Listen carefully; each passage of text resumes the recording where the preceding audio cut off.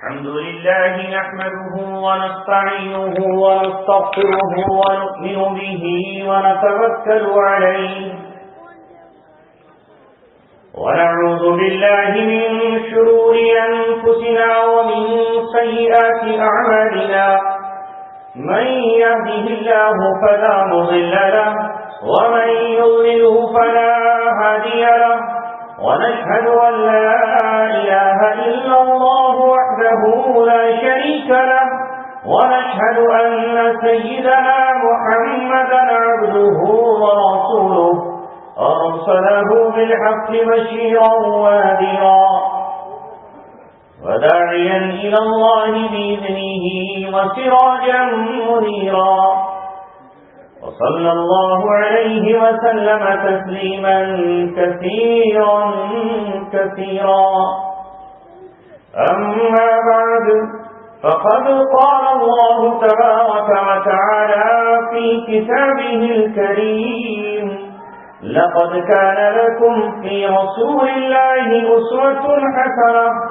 وقال الله تبارك وتعالى في آية أخرى ما آتاكم الرسول فخذوه وما نهاكم عنه فانتهوا قال رسول الله صلى الله عليه وسلم لا يؤمن أحدكم حتى يكون هواه تبعا لما جئت به أو كما قال رسول الله صلى الله عليه وسلم صدق رسوله النبي الكريم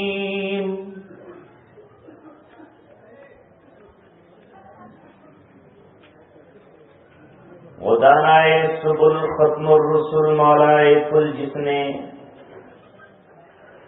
غبار راہ کو بخشا فروغ وادی سینہ وہ دانائے سبل ختم الرسل مولائے کل جس نے غبار راہ کو بخشا فروغ وادی سینہ نگاہ عشق و مستی میں وہی اول وہی آخر وہی قرآن وہی فرقان وہی یاسین وہی طٰہٰ سب سے پہلے مشیت کے انوار سے نقش روئے محمد بنایا گیا پھر اسی نقش سے مانگ کر روشنی بزم کونوں مکاں کو سجایا گیا وہ محمد بھی احمد بھی محمود بھی جو مبشر بھی شاہد بھی مشہود بھی علم و حکمت میں جو غیر محدود بھی ظاہراً امیوں میں اٹھایا گیا اس کی رحمت ہے بے حد و بے انتہا اس کی شفقت تخیل سے بھی ماورا جو بھی عالم جہاں میں بنایا گیا اس کی رحمت سے اس کو سجایا گیا حشر کا غم ہو قاسم مجھے کس لیے میرا آقا ہے وہ میرا مولا ہے وہ جس کے دامن میں جنت بسائی گئی جس کے ہاتھوں سے کوثر لٹایا آج اس مقام پر دھونڈا کی جامع مسجد کے سامنے تیسری مرتبہ حاضری ہوئی ہے لیکن یہ تیسری حاضری میں لوگوں کی تعداد بڑھنے کے بجائے کم ہو گئی نہ وہ پہلا سا جوش ہے نہ دوسری میٹنگ میں وہ ہرش و الاس ہے اور لگتا ہے کہ چوتھا جلسہ جب ہوگا تو شاید وہ اس سے بھی کمزور درجے کا اور لاؤڈ اسپیکر اس سے بھی بیمار ہوگا کیا کہنے ہیں آپ حضرات کے صبح 2 جلسے پشاور کے پاس ایک جڑودا راجوتی وہ کر کے لوٹے اب یہاں پر آئے سوچا یہ تھا کہ بہت تھوڑی سی گفتگو کرنے کا موقع ملے گا مگر حافظ فرقان صاحب نے پھر کام میں کہا کہ 1.5 گھنٹہ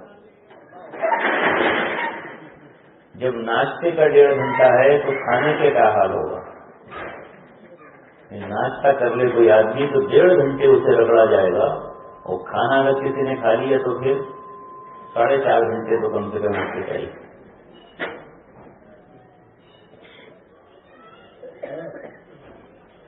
لیکن دوستوں اور عزیزوں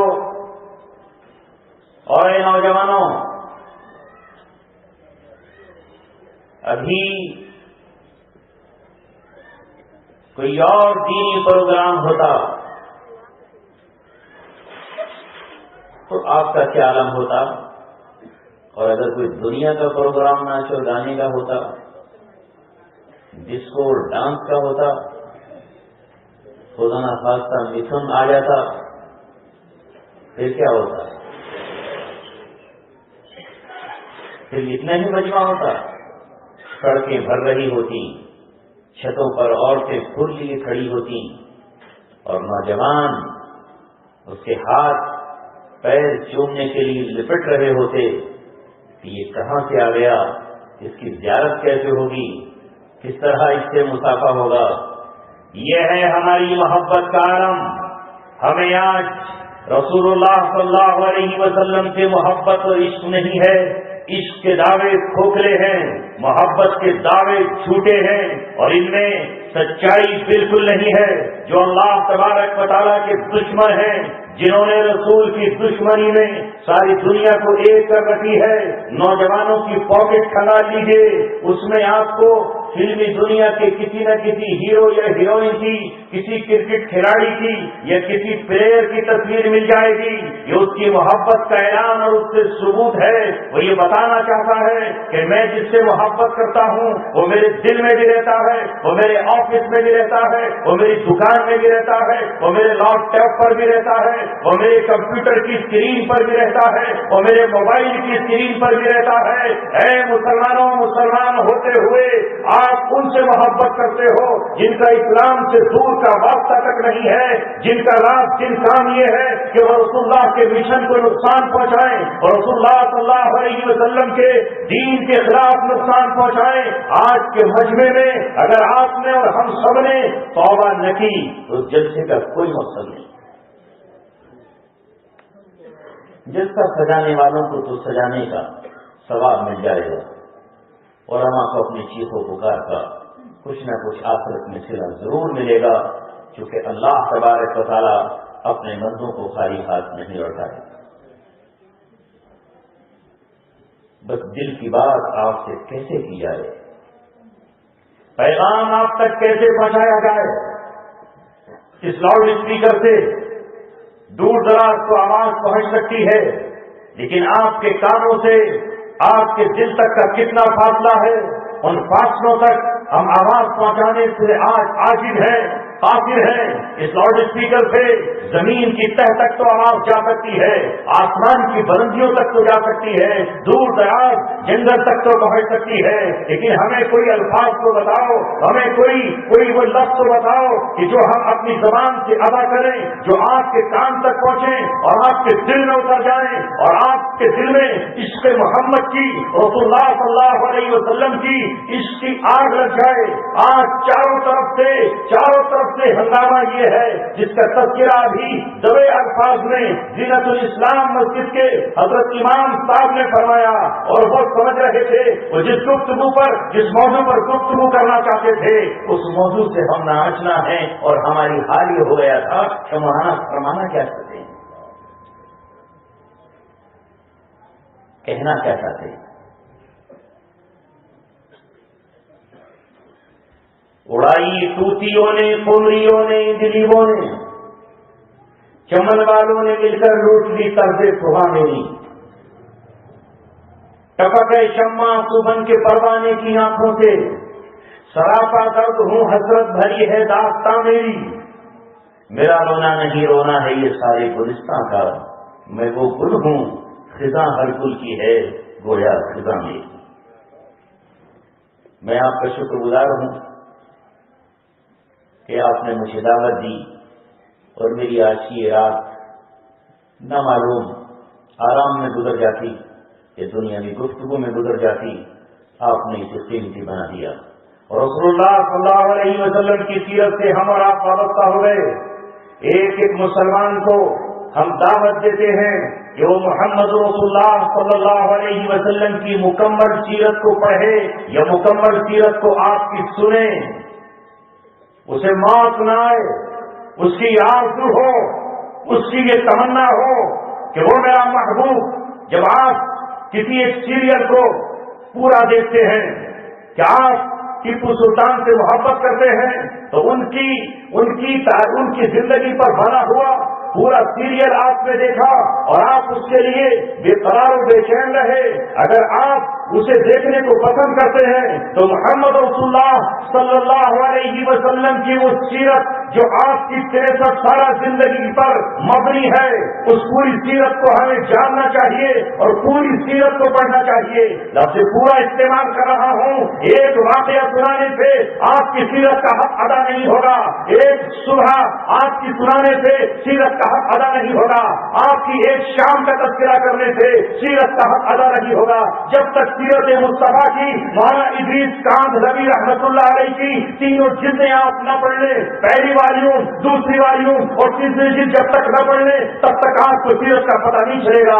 جب تک کوئی شخص بخاری کی پہلی جلد اور بخاری کی دوسری جلد دونوں نہ پڑھ لے تب تک اسے سیرت کا پتہ نہیں چلے.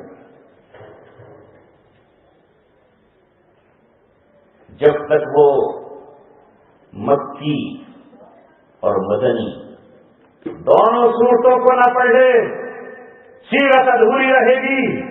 نبی پاک صلی اللہ علیہ وسلم کی سیرت کو جاننے کے لیے مکہ کے 13 سال پہ بھی نظر ہونی چاہیے اور مدینہ کے 10 سال پر بھی نظر ہونی چاہیے. قرآن کی وہ سورت جو مکہ میں نازل ہوئی ہے ہجرت سے پہلے ان پر بھی نظر ہونی چاہیے اور جو ہجرت کے بعد نازل ہوئی ہیں ان پر بھی نظر ہونا چاہیے. ایک مسلمان کے بچے کی یہ ذمہ داری ہے, اگر وہ پڑھا ہوا نہیں ہے تو آپ نے اپنے قابل ترین امام تو رکھے ہوئے ہیں, آپ نے اپنی مسجدوں کے خطیب تو رکھے ہوئے ہیں, آپ کیوں نہیں کہتے کہ امام صاحب آپ ہفتے کا ایک دن متعین کر دیجئے اور رسول اللہ کی سیرت ہمیں سنا دیجئے. ممکن ہے 1 مہینے میں یا 2 مہینے میں سیرت پوری ہو جائے, آپ تقاضا کیوں نہیں کرتے؟ آپ اپنی سہولت کے اعتبار سے جو آپ کی چھٹی کا دن ہے وہ دن کیوں متعین نہیں کر رہے تھے؟ امام بھی سیرت کو سنائے گا اور آپ سن رہے ہوں گے اور آپ کم از کم زندگی میں یہ تو پتا چلے گا کہ محمد رسول اللہ صلی اللہ علیہ وسلم کی زندگی کی سیرت کے پہلو کیا ہے. اب 10 اور 15 منٹ میں تو سنائی نہیں جا سکتی کہ سیرت بھی آج کا مسلمان سننا چاہتا ہے اپنے مطلب کی, اپنے مطلب کی سننا چاہتا ہے. جیسے جب وہ فتویٰ کہیں لینے جاتا ہے تو چاہتا ہے کہ فتویٰ میری خواہش کے مطابق آ جائے, میری منشا کے مطابق آ جائے. وہ دین کو اپنی منشا کے مطابق ڈھالنا چاہتا ہے. رسول اللہ صلی اللہ علیہ وسلم کی سیرت کے ان پہلوؤں سے کتراتا ہے جن میں مشقت ہے, جن میں محنت ہے. رسول اللہ صلی اللہ علیہ وسلم کی سیرت اگر کوئی شخص سناتا ہے تو اس پر ذمہ داری یہ ہے کہ وہ آقا سرور کائنات کی مکمل اور جامع سیرت سنائے, ورنہ ایک پہلو سناتے سے رسول اللہ صلی اللہ علیہ وسلم کی زندگی پوری امت کے سامنے نہیں آئے گی اور آپ دوسرے دھرم گروؤں کی طرح, آپ دوسرے رہنماؤں کی طرح, آپ دوسروں کی طرح نظر آ جائیں گے جو مکمل ترین نہیں ہے.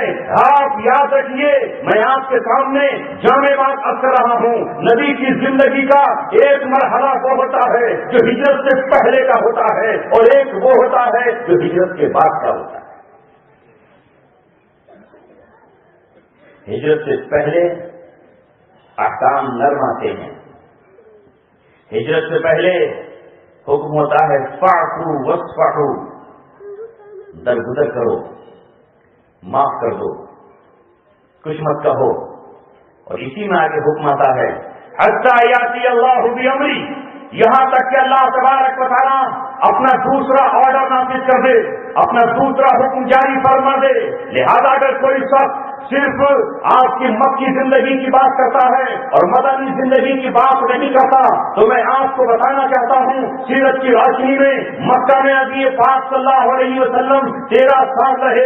ان 13 سال میں مکے کے اندر شراب حرام نہیں ہوئی. مکے کے مسلمان بھی شراب پیتے رہے, غیر بھی شراب پیتے رہے.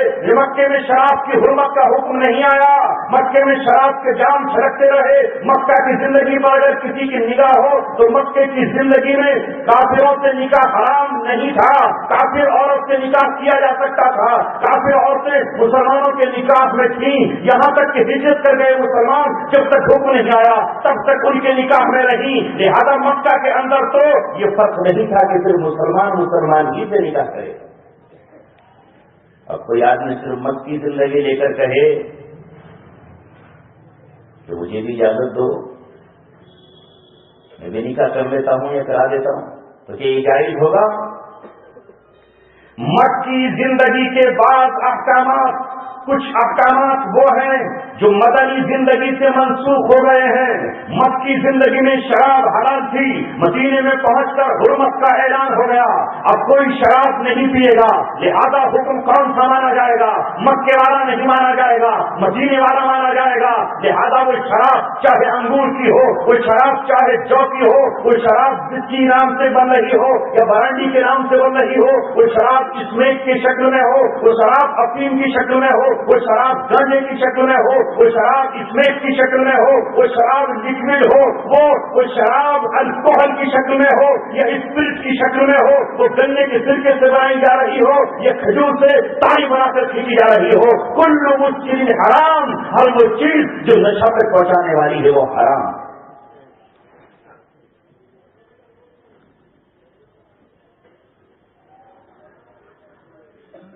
یہی گڑبڑ کی پچھلی قوموں نے اللہ کی کتاب کے ساتھ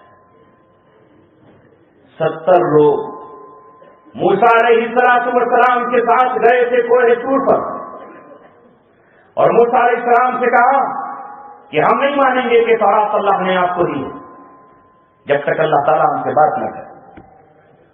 اللہ تبارک و تعالیٰ کی آواز آئی، میں اللہ تبارک و تعالیٰ ہوں، انی انا اللہ لا الہ الا،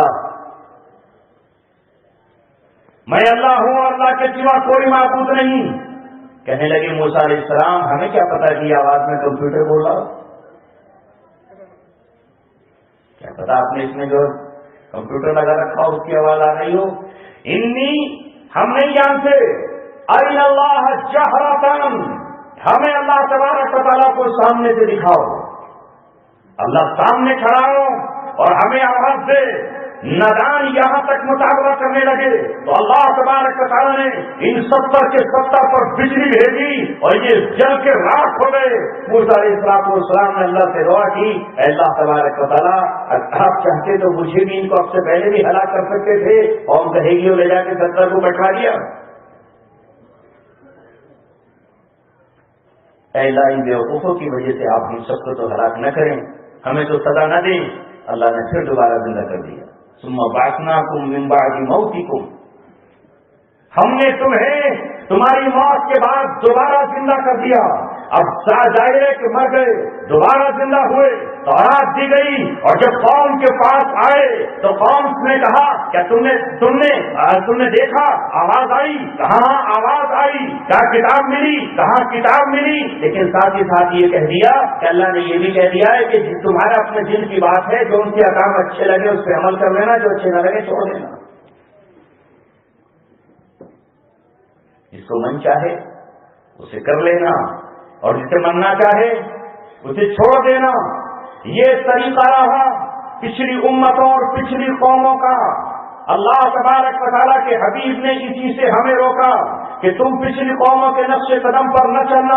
یہی وجہ ہے کہ اللہ تبارک و تعالیٰ نے ہمیں حکم دیا ہے کہ ہم 5 مرتبہ نماز ادا کریں، ہم صبح فجر میں 4 مرتبہ اللہ تعالیٰ سے دعا کریں، اے اللہ ہمیں عیسائیوں کے راستے پر مت چلانا، اے اللہ ہمیں یہودیوں کے نقش قدم پر مت چلانا۔ یہودی وہ ہیں جن پہ تیرا غصہ نازل ہوا ہے، اور عیسائی وہ ہیں جو راستے سے بھٹک گئے ہیں۔ یہودی وہ ہیں جنہوں نے جان بوجھ کر تورات کو بدلا ہے، جنہوں نے جان بوجھ کر تیرے احکامات کو چھوڑا ہے۔ اے اللہ تبارک و تعالیٰ ہمیں ان کے راستے پر مت چلانا۔ صبح 4 مرتبہ اور ظہر میں 12 مرتبہ اور عصر میں 4 مرتبہ اور مغرب میں 7 مرتبہ، عشاء میں 17 مرتبہ، اتنی مرتبہ ہم کہتے ہیں اے اللہ ہمیں سیدھا راستہ دکھانا اور ان کے راستے پر مت چلانا کہ جن سے تو ناراض ہوا ہے، جن پہ تیرا غصہ نازل ہے۔ وہ غصہ کن پہ نازل ہے؟ وہ یہودی ہیں، اور جو بھٹکے ہوئے ہیں وہ کون ہیں وہ عیسائی ہیں. ہم اتنی مرتبہ اللہ تبارک و تعالیٰ سے دعا کرتے ہیں. ان کے نقش قدم پر چلنا یہ ہے کہ ہم اللہ کی کتاب اور رسول کی سیرت کے بعد حصوں کو اپنا لیں اور بعد حصوں کو چھوڑ کر چلے جائیں.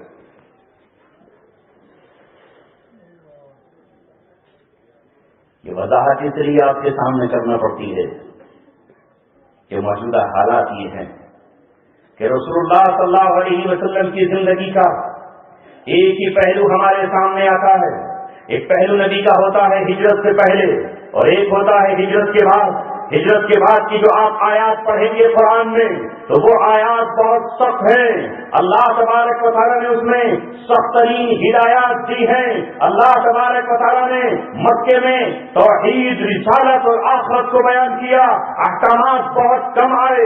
روزہ مدینے میں آیا، حج مدینے میں آیا، قربانی مدینے میں آئی، سود کے حرام ہونے کا اعلان مدینہ میں ہوا. لہذا اگر آج کوئی شخص یہ کہنے لگے کہ میں تو روزہ نہیں رکھتا اس لیے کہ مکے میں تو اللہ کے رسول اور آپ کے صحابہ نے روزے کہاں رکھے، مکہ میں تو حضور 3 روزے رکھتے تھے، 13، 14 اور 15 تاریخ کے. لہذا میں آج بھی تو 3 ہی رکھوں گا تو کام چل جائے گا. پہلے رسول اللہ صلی اللہ علیہ وسلم کی پوری سیرت آپ کو پڑھنا چاہیے، سننا چاہیے اور پھر اس پہ عمل کرنے کی کوشش کرنا چاہیے. اور دنیا کی کسی قوم سے گھبرانا نہیں چاہیے، شرمانا نہیں چاہیے. اللہ تبارک و تعالیٰ نے قرآن کریم میں مچھر کا ذکر کیا، قرآن میں مکھی کا ذکر کیا تو اللہ کے دشمنوں نے مذاق اڑانا شروع کر دیا اور یہ کہا کہ یہ اللہ کی کتاب نہیں ہو سکتی، اس میں تو مچھر کا ذکر ہے، اس میں تو مکھی کا ذکر ہے، یہ احکم الحاکمین کی کتاب کہاں ہے؟ تو اللہ تبارک و تعالیٰ نے کہا ان اللہ لا یستحیی ان یضرب مثلا ما بعوضۃ فما فوقها. اللہ تبارک و تعالیٰ نہیں شرماتا مچھر کی مثال دینے سے کہ اس سے بھی کوئی نیچی چیز ہو اللہ اس کی بھی مثال دے کر کے رہے گا. اللہ نے مکڑی کا بھی ذکر کیا ہے. لہذا آج تو ہم سوچتے ہیں کہ ہم وہ بات کہیں جو فلاں صاحب ابن فلاں کو اچھی لگے، وہ راضی ہو جائے. ان کے مطلب کی کہہ دو، ان کے مطلب کی کہو. آئیے نبی پاک صلی اللہ علیہ وسلم کی سیرت کے 13 سال نبوت کے بعد کے ہیں جو مکہ کے اندر آپ کی سیرت گزری ہے قرآن کے نازل ہونے کے بعد، اور 10 سال محمد رسول اللہ صلی اللہ علیہ وسلم کے مدینہ کے ہیں. یہ رسول اللہ صلی اللہ علیہ وسلم کی سیرت ہے. اس بیچ میں آپ نے جو قرآن امت کو دیا ہے وہ بھی آپ کی سیرت ہے، جو احکامات آپ نے دیے ہیں وہ آپ کی سیرت ہے، اور جن موقع پر آپ نے صحابہ کے ساتھ نکل کر جو عمل کیا ہے وہ رسول اللہ صلی اللہ علیہ وسلم کی سیرت ہے. نبی پاک صلی اللہ علیہ وسلم کو شروع ہی میں مکہ میں کہہ دیا جاتا ہے یا ایھا المدثر قم فانذر وربک فکبر. اللہ تبارک و تعالیٰ کس سے کہہ رہا ہے؟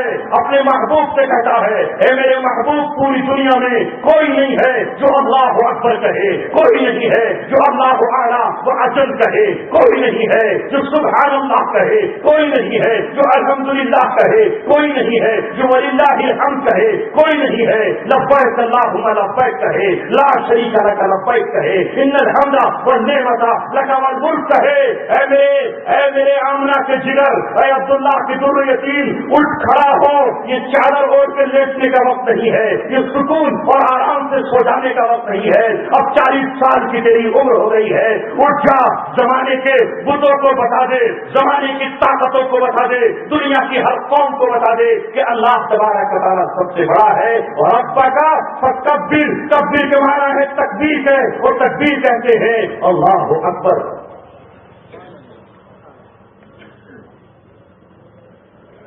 اللہ سب سے بڑا ہے، کیونکہ اس وقت کون یہ کہنے والا تھا؟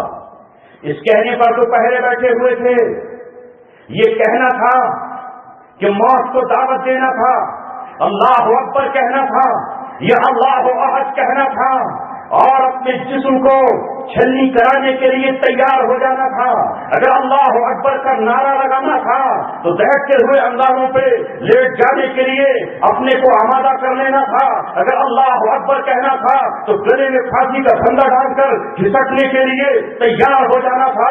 مکہ کی گلیوں میں یہی تو حضرت بلال کے ساتھ ہو رہا تھا، یہی تو حضرت سمیہ کے ساتھ ہو رہا تھا، یہی تو ابوبکر صدیق کے ساتھ ہو رہا تھا۔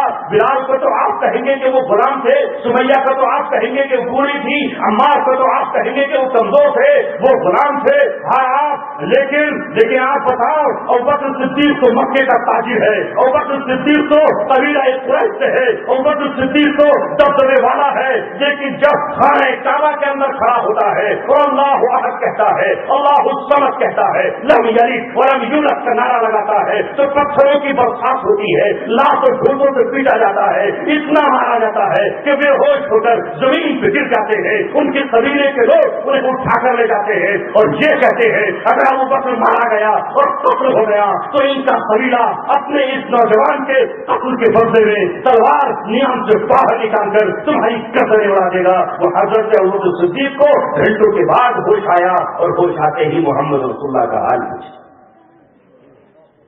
اس موقع پر کہا جا رہا ہے اللہ اکبر کہیے۔ آج تو میں دیکھتا ہوں کہ جلسوں میں بعض نوجوان جب اللہ اکبر کہنا چاہتے ہیں، ابھی ہم ناگپور میں تھے چند دنوں پہلے، تقریر ہو رہی تھی، ایک نوجوان کو جوش آیا، اس نے نعرہ تکبیر کہنا چاہا تو پورے مجمع نے اسے روک دیا کہ نہ یہ مت کرو، ایسا نہ ہو طوفان آ جائے، بھوچال آ جائے، اللہ اکبر مت کرو۔ بعض لوگ کہتے ہیں کوئی اللہ اکبر کہتا ہے تو مجھے پسینے چھوٹ جاتے ہیں۔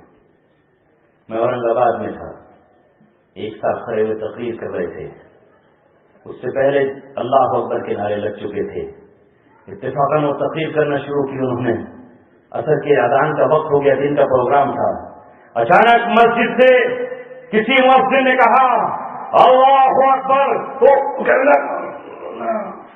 پھر وہ اذان ہو رہی ہے، میں تجھے مجموعے سے ہو گیا،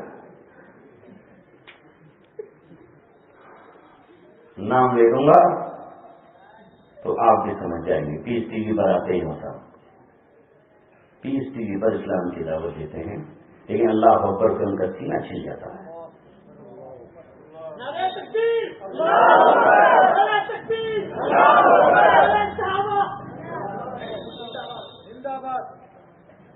عزیزان محترم، اللہ تبارک و تعالیٰ اپنے محبوب سے کہتا ہے یا ایھا المدثر، اے چادر اوڑھ کر لیٹنے والے، اب لیٹنے کا وقت نہیں ہے، اب آپ ہمارے رسول بن چکے ہیں، اب آپ پر اقرا باسم ربک کی آیات آ چکی ہے، آپ کے سر پہ ہم نبوت کا تاج باندھ چکے ہیں، ہم آپ کی ملاقات جبریل علیہ السلام سے کرا چکے ہیں، اب ہم نے اس کائنات کو سنہرا بنانے کے لیے، اس کائنات کو روشن کرنے کے لیے، زمین سے فتنے اور فساد کو مٹانے کے لیے، زمین پر حق کا راج قائم کرنے کے لیے تمہیں منتخب کیا ہے، لہذا اٹھ جاؤ وربک فکبر وثیابک فطہر، اور آپ اپنے کپڑے بھی پاکیزہ رکھیے اسلام میں، لہذا آپ اپنا لباس بھی پاکیزہ رکھیں، والرجز فاہجر، اور ہر طرح کی گندگی سے اپنے آپ کو دور رکھیں۔ گندگی ایک ظاہرہ بھی ہے اور ایک باطنی بھی ہے، ظاہری گندگی تو پیشاب اور پخانا ہے، ظاہری گندگی تو خنزیر کا گوشت اور اس کا لہو اور اس کا خون ہے، ظاہری گندگی تو شراب کی ناپاکی ہے، لیکن اندرونی گندگی بتوں کی محبت ہے، شرک کی محبت ہے، شرک کا اندھیرا ہے، اندرونی گندگی دل کے اندر حسد ہے، دل کے اندر کینہ ہے، دل کے اندر برائی ہے۔ اللہ تبارک و تعالیٰ نے کہا وَالرُّجْزَ فَاهْجُرْ وَلَا تَمْنُنْ تَسْتَكْثِرْ، اور کسی کے ساتھ احسان آپ اس لیے نہ کریں کہ وہ کل کو آپ کو زیادہ دے۔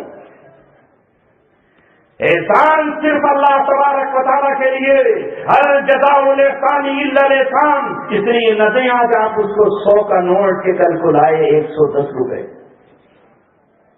اس لیے نہ دیں آپ۔ ولا تمنن تستکثر، احسان کرتے چلے جائیے، مخلوقات پہ احسان کیجیے، اور آپ ان سے مطالبہ مت کیجیے کہ وہ آپ کو ڈبل دیں، آپ تو کرتے چلے جائیے اللہ تبارک و تعالیٰ کے لیے۔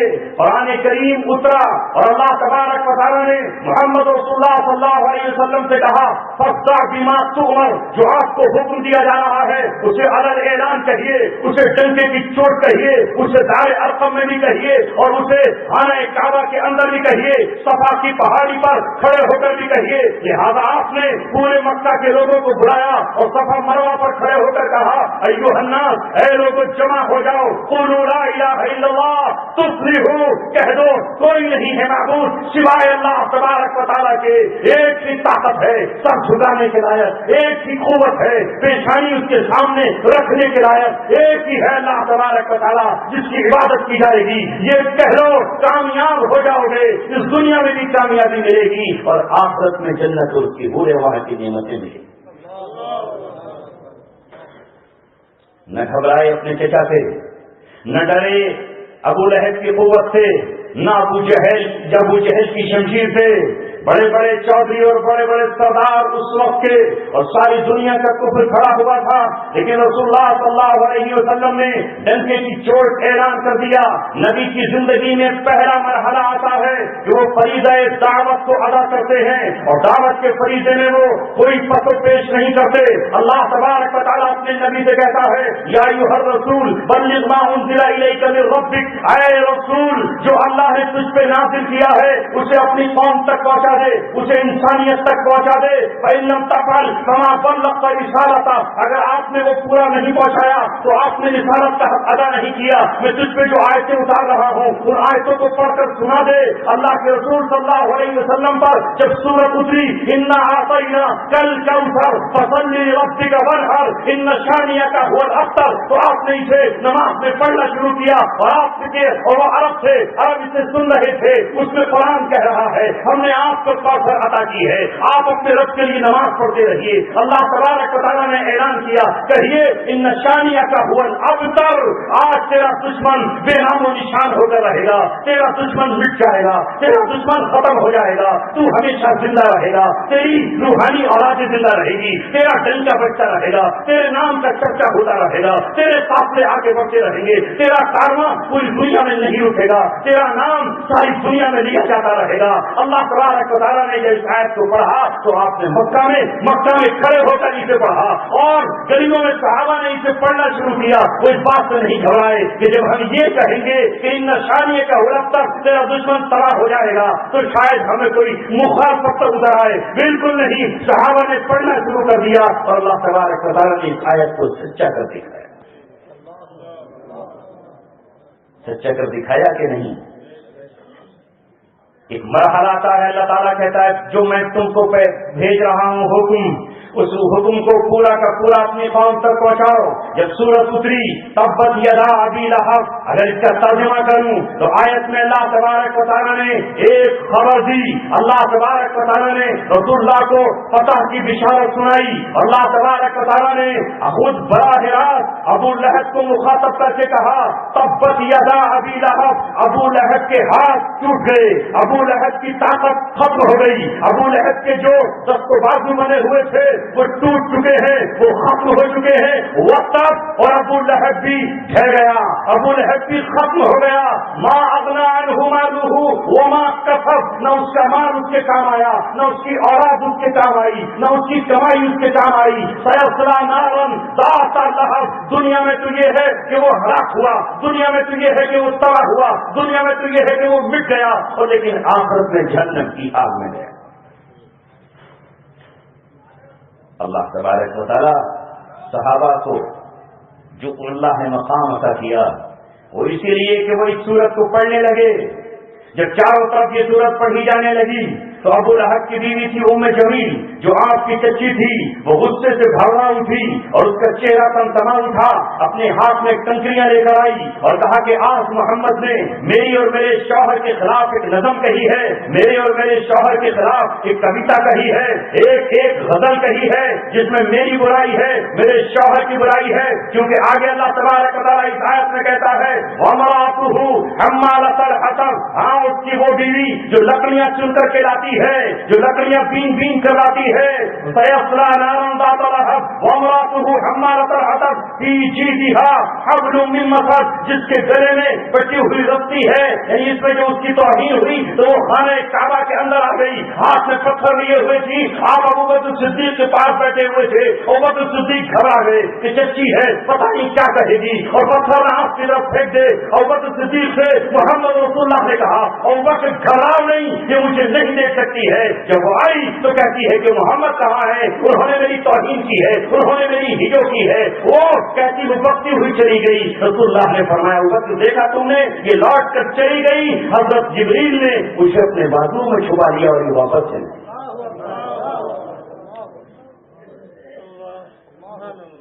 اگر اس کی تشریح کی جائے تو سیرت کی آج کی رات سیرت کے لیے کم پڑ جائے گی. ایک ایک لفظ جو اللہ تبارک و تعالیٰ نے اپنے محبوب سے کہا تھا, تبت یدا ابی لہب, ید کہتے ہیں ہاتھ کو. ابو لہب کے ہاتھ ٹوٹ گئے. آج بھی جملہ ہم استعمال کرتے ہیں کہ فلاں فلاں کا رائٹ ہینڈ ہے, داہنا ہاتھ ہے, فلاں فلاں کا دست بازو بنا ہوا ہے, یعنی اس کا حمایتی ہے. اس طرح اللہ تعالیٰ فرماتا ہے کہ پہلے ابو لہب کے حمایتی ٹوٹیں گے. ابو لہب کے جو الائنس ہیں جن سے گٹھ جوڑ کیا ہوا ہے, پہلے وہ ختم ہوں گے. لہذا مکہ کے 8 سال, مکہ کے 13 سال آزمائش کے بعد جب بدر کا دوسرا سال آیا, ابو جہل بڑے بڑے جرنیلوں کو لے کر نکلا, جس میں تقریباً 120 وہ جرنیل تھے جو اپنے قبیلوں کے سردار تھے, جو جن کے ماہر تھے, جو تیر اور نیزہ چلانے میں اپنی الگ ایک شناخت اور پہچان رکھتے تھے. ان میں کوئی پہلوان تھا, ان میں کوئی جنگجو تھا, ان میں کوئی قبیلے کا بہادر سردار تھا جس نے کبھی پیچھے نہیں دکھائی تھی, جو اپنے آپ کے سورما سمجھے جاتے تھے. ابو لہب نہیں گیا تھا, ڈر کی وجہ سے بڑا ڈرپوک تھا. اس کا ایک شخص پہ قرضہ تھا, اس نے کہا کہ میرا قرضہ واپس دے, اور قرضہ واپس نہیں دیتا تو میری طرف سے جنگ میں جا. اور وہ کیا کرتا, اس کو قرضہ دینے کے لیے کچھ تھا نہیں. باطل کی پرانی روش ہے کہ وہ قرضداروں کو لڑنے کے لیے بھیجتا ہے. اور میں آج کی اگر بات بتاؤں تو پھر یہ حالت سے ذرا نیچے نہیں اترتی.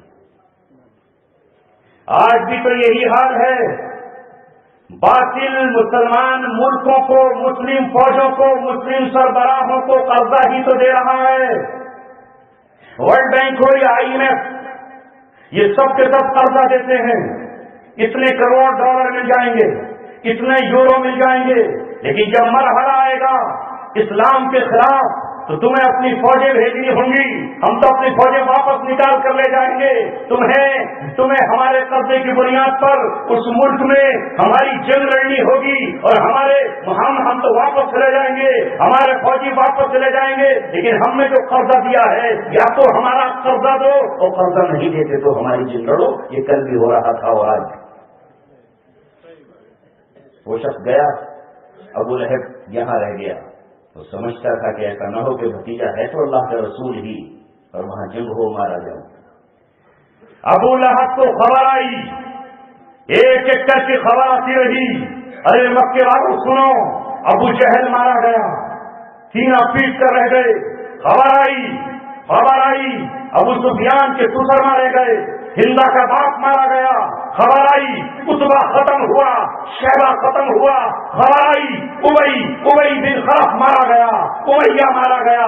70 کی لسٹ آئی, مکہ کے ہر گھر میں ماتم بچ گیا. اور پھر جب دوسرے نام پڑھ کر سنائے گئے کہ فلاں بھی گرفتار ہو گیا, فلاں گرفتار ہوا, 70 گرفتار ہوئے.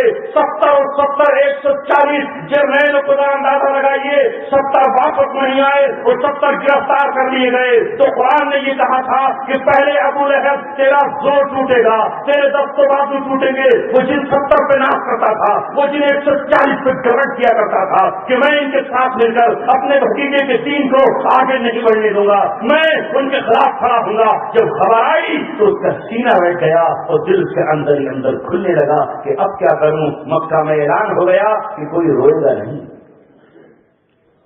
اگر کوئی ماتم کرے گا تو مدینہ خبر پہنچ جائے گی. ایک شخص کا اونٹ غائب ہو گیا, اونٹ کو بہت ڈھونڈا، ظاہر غریب آدمی تھا. اب غریب آدمی کی اگر وہی پونجی ہو، وہی سرمایہ ہو اور وہ لٹ جائے تو روگا ہی. رات میں اس نے رونا شروع کیا. مکے کے قبیلے کے سردار تلواریں لے کر اس کے پاس پہنچ گئے اور جا کر یہ کہا، ارے اے نادان، تو کون ہے؟ ہم نے کہا نا کہ کوئی مرثیہ نہیں لکھے گا، کوئی ماتم نہیں کرے گا، اور نہ اہل مدینہ خوشیاں منائیں گے. تو نے قانون کیوں توڑا؟ تو کیوں روتا ہے؟ تو اس نے سینہ پیٹ کر کہا، ارے میں بدر میں مرنے والوں کو تھوڑی رو رہا ہوں، میرا اونٹ غائب ہو گیا، میں اس کے لیے رو رہا ہوں. تبت یدا ابی لہب، ابو لہب کا پہلے زور اور طاقت ٹوٹی ہوا تب، اور اس کے بعد وہ ڈھہ گیا، اس طرح ڈھا کہ اسے کوڑ ہو گیا. اس کے جسم کو اللہ تبارک و تعالیٰ نے گرا دیا، سڑا دیا، اتنی بدبو کہ وہ مرور شہر سے باہر پولی پہ پھینک دیا گیا. اور لوگوں نے ڈر کی وجہ سے اسے کے بیٹوں نے بھی اسے نہیں دفنایا. جو اپنے بیٹوں پر ناز کرتا تھا، جو اپنے بیٹوں کے کاندھوں پر کودتا تھا، ان کے بیٹوں نے بھی اپنے باپ کو کاندھا نہیں دیا.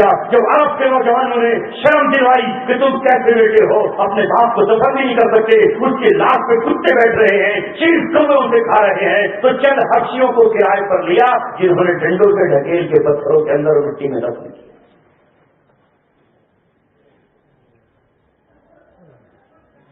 یہ آیات مکے میں پڑھی جاتی رہی اور کسی نے اس بات کی پرواہ نہیں کی کہ ابو لہب کو برا لگے گا. ہمیں تو آج یہ ہے کہ پتہ نہیں کس کو برا لگے گا، کس کو اچھا لگے گا. رب کی رضامندی کی کوئی پرواہ نہیں ہے. محمد رسول اللہ صلی اللہ علیہ وسلم ہم سے راضی ہو جائیں، اس کی ہمیں پرواہ نہیں ہے. تو انبیاء کی زندگی میں پہلا مرحلہ دعوت کا ہے، اور دعوت جب مکمل ہو جاتی ہے تو اللہ تبارک و تعالیٰ ایک مرحلہ لے کر آتا ہے، اور وہ مرحلہ یہ ہے کہ کفر سے کھلے عام اظہار براءت کا اعلان کر دو. ان کی ساری امیدیں ٹوٹ جائیں، وہ سارے منصوبے خاک میں مل جائیں جو یہ سوچ رہے ہو کہ شاید ان سے کوئی سمجھوتا ہو جائے گا، شاید ان سے کوئی کمپرومائز ہو جائے گا، شاید ان سے ہاتھ مل جائے گا. اللہ تبارک و تعالیٰ اعلان کراتا ہے، اعلان کرو یا ایھا الکافرون لا اعبد ما تعبدون، جس کی تم عبادت کرتے ہو اس کی میں عبادت نہیں کرتا. ولا انتم عابدون ما اعبد، جس کی تم عبادت کرنے والے ہو میں اس کی عبادت نہ آج کرتا ہوں، نہ کر کروں گا. ولا انتم عابدون ما اعبد، جس کی تم عبادت کرتے ہو میں ہرگز اس کی عبادت کرنے والا نہیں ہوں. لکم دینکم ولی دین، تمہارے لیے تمہارا دین ہے اور میرے لیے میرا دین ہے. میرا راستہ جدا ہے، تمہارا راستہ جدا ہے. میرے لیے میری جزا ہے، تمہارے لیے تمہاری سزا ہے. میرا تمہارا کوئی کمپرومائز نہیں، میرا تمہارا کوئی اٹھارا ہتھ نامہ نہیں. میں اللہ تبارک و تعالیٰ کا رسول ہوں. یہ اعلان ہر رسول ہر نبی اپنی قوم سے کرتا ہے. دوستی کے خطوط نہیں، دوستی کے پیغامات نہیں. پھر اعلان ہوتا ہے اللہ تبارک و تعالیٰ کی طرف سے نبی کو ہجرت کا. اے نبی ابھی ہجرت کر کے یہاں سے نکل جائیے اور اپنے ارض مقدس پر چلے جائیے. نبی کا ہجرت کا اعلان اب ان دشمنوں کی تباہی اور بربادی کا پیغام ہوا کرتا ہے. یہ قوم جس نے رسول کو جھٹلایا، یہ قوم جس نے رسول کی بات کو نہ مانا، یہ قوم جس نے نبی کے کہنے کو نہ مانا، اب اللہ تبارک و تعالیٰ کی طرف سے عذاب کی مستحق ہوتی ہے. وہ عذاب اللہ تبارک و تعالیٰ کا کبھی بادلوں کی شکل میں آتا ہے اور آگ پر کھا کے چلا جاتا ہے. وہ عذاب اللہ تبارک و تعالیٰ کا کبھی زلزلوں کی شکل میں آتا ہے اور اس قوم کو نگل جاتا ہے. وہ آگ اللہ تبارک و تعالیٰ کا کبھی پانی کی طوفان کی شکل میں آتا ہے اور پوری قوم کو ڈبا کے ختم کر دیتا ہے. وہ عذاب اللہ تبارک و تعالیٰ کا، وہ عذاب اللہ تبارک و تعالیٰ کا کبھی زمین کو اٹھا کر پٹک دیا جاتا ہے، یہ قوم ہلاک کر دی جاتی ہے. کبھی پہاڑوں پر چلا دیا جاتا ہے، یہ قوم ہلاک کر دی جاتی ہے. اور کبھی اللہ تبارک و تعالیٰ اپنے رسولوں کو حکم دیتا ہے کہ تم اپنے صحابہ کو لے کر اس قوم کے مقابلے پر نکل کھڑے ہو، اس قوم سے جنگ کرو، اس کا مقابلہ کرو، اور اس کے جو شریر لوگ ہیں انہیں صفحے ہستی سے مٹا دو، اور جو شریر نہیں ہے انہیں امن کا پیغام دو، انہیں صلح کا پیغام دو، انہیں اسلام کی دعوت دو. وہ اسلام قبول کر لے تو انہیں قتل نہیں کیا جائے گا. وہ جو ہتھیار ڈال دے ان پہ حملہ آور نہیں ہوا جائے گا. ان کی عورتوں کو نہیں قتل کیا جائے گا، ان کے بچوں پر حملہ آور نہیں ہوا جائے گا. لہذا یہ اسلام کا پیغام امن ہوتا ہے. یہ ہے رسول اللہ صلی اللہ علیہ وسلم کی زندگی کے مبارک پہلو، جنہیں آج امت کے ایک ایک نوجوان کے سامنے آنا چاہیے۔ آؤ اب دیکھو رسول اللہ صلی اللہ علیہ وسلم کی مکے کی زندگی کے ہم ایک دو واقعات آپ کو سناتے ہیں۔ پہلا واقعہ تو وہی جو ابھی اشاروں میں حضرت مولانا نے بتایا کہ 2.5 سال تک محمد رسول اللہ اور ان کے ساتھیوں نے کس طرح گزارے۔ شیب ابی طالب نے ان کا بائیکاٹ ہوا، مکے والوں نے معاہدہ کر لیا کہ محمد رسول اللہ اور ان کے ساتھی باز نہیں آئیں گے، ان کی تعداد بڑھتی چلی جا رہی ہے، یہ ترقی کرتے چلے جا رہے ہیں، دیکھتے ہی دیکھتے مرد اور نوجوان ان کے حلقہ اسلام میں داخل ہوتے چلے جا رہے ہیں۔ لہذا پوری قوم نے بیٹھ کر ایک معاہدہ نامہ لکھا اور اس میں یہ لکھا کہ نہ کوئی ان سے نکاح کرے گا، نہ کوئی ان سے شادی اور بیاہ کرے گا، نہ ان کو غلہ بیچا جائے گا، نہ ان سے خریدے نہ ان سے کوئی خریدا جائے گا، انہیں کوئی پناہ نہیں دے گا، ان کی تقریب میں کوئی شرکت نہیں کرے گا۔ یہ وہ زمانہ تھا جب قوم کی ساری قوموں کی طرف سے بائیکاٹ کیا گیا۔ اس وقت اہل اسلام نے اس بائیکاٹ کو قبول کیا اور یہ کہا کہ ہم تمہارے چیلنج کو قبول کرتے ہیں، ہم بھی تمہارے سامنے اپنا دامن نہیں پھیلائیں گے، ہم بھی تمہارے سامنے روٹی کے ٹکڑے کے لیے ہاتھ نہیں پھیلائیں گے۔ بچے اگر بھوک سے مرتے ہیں تو ہم ان کو مر جانا پسند کریں گے، اگر ہماری ماؤں کی چھاتیوں سے دودھ کچھ ہو جائے گا تو ہو جائے، ہمیں اس کی کوئی پرواہ نہیں ہے۔ لہذا 2.5 سال اور 3 سال محمد رسول اللہ اور ان کے ساتھیوں کے اس طرح گزرے کہ پیٹ پر پتھر باندھنے پڑے، اس طرح گزرے کہ درختوں کی چھال چبانا پڑی، اس طرح وقت گزرا کہ پیڑوں کے پتے انہیں اپنے دانتوں سے چبا کر ان کے رس سے اپنی بھوک کو مٹانا پڑا، اس طرح دن گزرے کہ سوکھے ہوئے چمڑوں کو پانی میں ڈبو کر اور پانی میں بھگو کر اسے چوس کر اپنے پیٹ کی آگ کو بجھانا پڑا۔ لیکن محمد رسول اللہ اور ان کے ساتھیوں کی عظمت اور حوصلوں کا کیا کہنا کہ وہ کسی ایک کے پاس دانا مانگنے نہیں گئے، کسی ایک کے پاس صلح نامے کے لیے صلح کرنے کے لیے نہیں گئے۔ یہ نبی کے ساتھی ہوتے ہیں جو باطل کی چوکھٹ پہ سر نہیں رکھتے بلکہ اللہ تبارک و تعالیٰ کے فیصلوں کا انتظار کرتے۔ یہ ہے رسول اللہ کی سیرت۔ اب آج تو مسلمان اس لیے ڈرتا ہے کہ بائیکاٹ نہ کر دیا جائے، بائیکاٹ نہ کر دیا جائے۔ جب کوئی قوم راہ حق پر چلے گی اور دین اسلام پر چلے گی تو وہ سختیوں کے لیے تیار ہو جائے، وہ مقابلے کے لیے تیار ہو جائے۔ لہذا کل بھی جب محمد رسول اللہ کے ساتھیوں نے ایمان اور اسلام کا نعرہ لگایا تو ان کا بائیکاٹ کیا گیا۔ آج بھی وہ زمین پر ان ملکوں کو لے لو جو اسلام پر چلنے کی کوشش کر رہے ہیں، جنہوں نے آج بھی رسول اللہ صلی اللہ علیہ وسلم کی شریعت کو اپنانے کی کوشش کی ہے، جنہوں نے اپنے ملک میں قرآن کے نظام کو نافذ کرنے کی کوشش کی ہے، ان کا بائیکاٹ آج کی دنیا کے چودھری کر رہے ہیں، آج کی دنیا کے سردار کر رہے ہیں، اور ان کا بائیکاٹ آج سے نہیں بلکہ بہت سے جاری ہے۔ وہ کس لیے ہے؟ تاکہ یہ ہتھیار رکھ دیں، تاکہ یہ ہماری چوکھٹ پہ سر رکھ دیں، تاکہ یہ ہمارے سامنے اپنا کچکول پھیلائیں اور ہم بھیگ کے چند سکے انہیں دے دیں۔ آج بھی وہ یہ کر رہے ہیں۔ لہٰذا محمد رسول اللہ کے غلاموں کو بھی آج محمد رسول اللہ کی سیرت اپنانی ہوگی اور یہ کہنا ہوگا کہ اگر ہمارا بائیکاٹ اسلام کی بنیاد پر کیا جاتا ہے، کلمے کی بنیاد پر کیا جاتا ہے، ایمان کی بنیاد پر کیا جاتا ہے، تو ہم اپنے نبی کی سنت کو زندہ کریں گے۔ انہوں نے 2.5 سال اسے جھیلا تھا، ہمیں اگر 2,500 سال بھی گزر جائے تو ہمیں کوئی پرواہ نہیں ہے۔ ہم بنی اسرائیل سے گئے گزرے نہیں ہیں، وہ بنی اسرائیل جنہوں نے حضرت موسیٰ کا ساتھ نہیں دیا اور بیت المقدس کو فتح نہیں کیا، جب اللہ تبارک و تعالیٰ انہیں اس جرم کے باوجود وادی تیہ میں منو سلوہ کھلا سکتا ہے، اللہ تبارک و تعالیٰ ان پر بادلوں کا سایہ کر سکتا ہے، اللہ تبارک و تعالیٰ ان کے لیے پانی کے چشمے جاری کر سکتا ہے، تو اللہ تبارک و تعالیٰ محمد رسول اللہ کی امت کے لیے بادلوں کا سایہ اور پانی کے چشمے جاری کیوں نہیں کر سکتا؟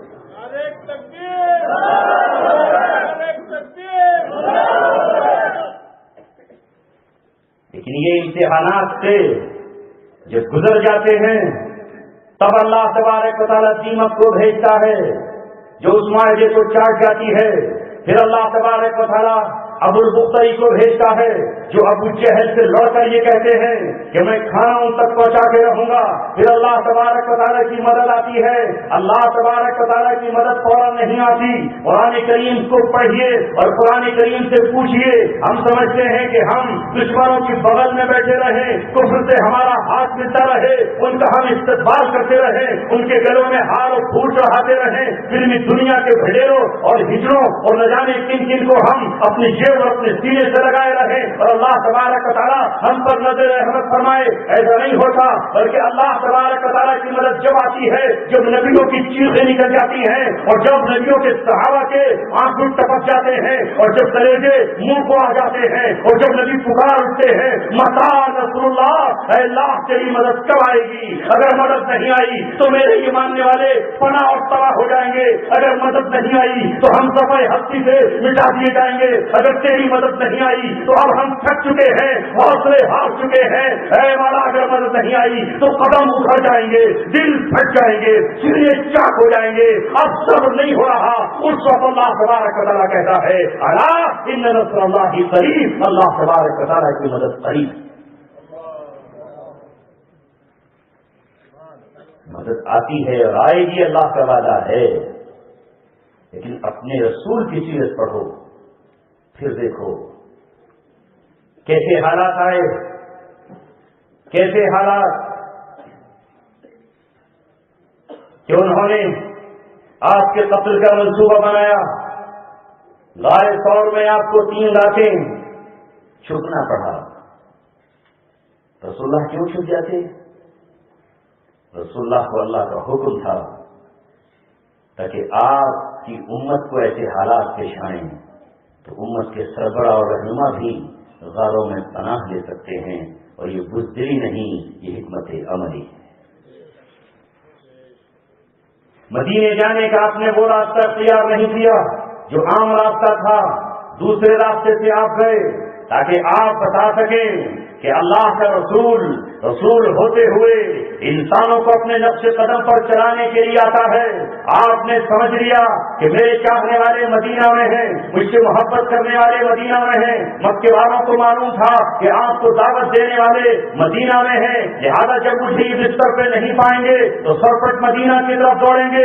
آپ عام مدینے کے راستے کی طرف نہیں گئے بلکہ اس راستے پر گئے جو مدینے کے اپوزٹ تھا, اور وہاں آپ نے غار ثور کو چنا. وہ اونچی غار, اتنی اونچی غار کہ آج بھی میرے اور آپ کی سانسیں بھول جائیں اور گھٹنوں میں درد ہو جائے. اتنی اونچی غار پہ آپ غار ثور کے اندر رہے. آپ اپنی امت کو بتانا چاہتے تھے میں تو اللہ تبارک و تعالیٰ کا رسول ہوں. میں چاہتا تو ان کے سامنے کھڑا ہو جاتا, وہ میرا کیا بگاڑ سکتے تھے؟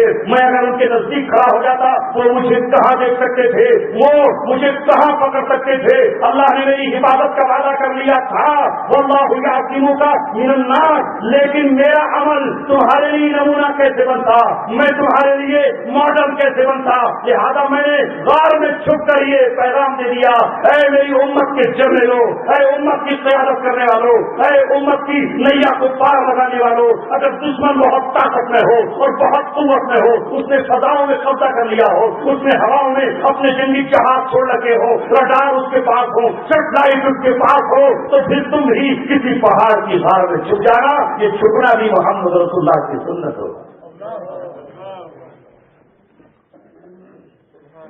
رسول پاک صلی اللہ علیہ وسلم کا ایک عمل. ابوبکر صدیق آپ کے ساتھ جا رہے ہیں, اونٹنی پر بیٹھے ہیں. راستے میں ایک شخص نے پوچھا من معک, کون ہے آپ کے پاس ساتھی؟